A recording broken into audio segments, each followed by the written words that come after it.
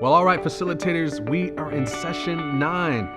The title is Arrivals, but don't let that fool you. You haven't fully arrived yet, because we know that in the work of reconciliation, we never fully arrive at one place, but there are a series of arrivals. And this particular session is the last full session where you get to do all the things that you've been doing since the beginning, since session 2. It's the last full session of the curriculum. And so, man, I know that you have just been having a great time as a facilitator, and we've seen so much going on and so much change and transformation because we see them in groups all the time. And so in this particular session, I want you to take time to recognize the rapport and the vulnerability of your group.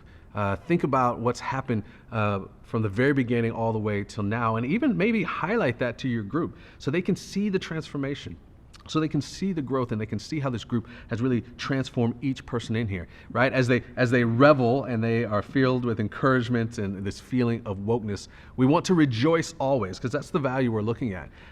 This rejoice always is as a value, as we know that there's lots of negative things out there that people can look to in the race conversation. But because we are people who serve a God who always offers hope, we want to be a people who are constantly looking for hope, even in the midst of trial and tragedy. And so Rejoice Always just reminds us that even when things are tough, we can find ways to rejoice. And one of the ways I rejoice is with you, working with these groups and to see where they're coming from. So again, you may have someone else leading this, or you may be leading this. You want to make sure that you're going through, that you're not missing out on this last time to really dive into the biblical exploration, the skills building. Don't let that get you caught up too long. Like, you really want to make sure you get to these final discussion questions of this last chapter that you get to go through in the book. It's really helpful and good. Ministry leaders get the chance to kind of speak into things that they need to, or if you guys have been doing that anyway, that's working on that.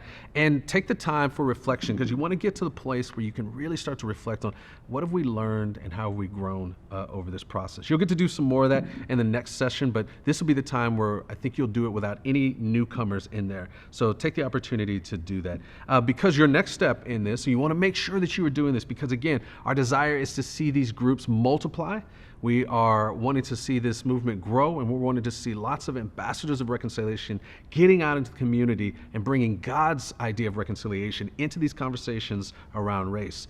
And so the challenge to each one of your group members is to bring 2 or 3 people to the next group meeting that may be interested in a conversation like this, so that they can experience what just a microcosm of what your group has experienced over the last 8 to 9 sessions.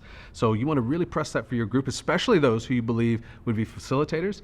You want to encourage them to go, hey, who would you be thinking about as being in your group when you started? And have them bring those folks so they can experience it and get excited, so that we're ready to start the next group after this one is finished. So make sure you're thinking about that. Enjoy this week, and I hope you've enjoyed this session, and we'll talk to you for session 10 later.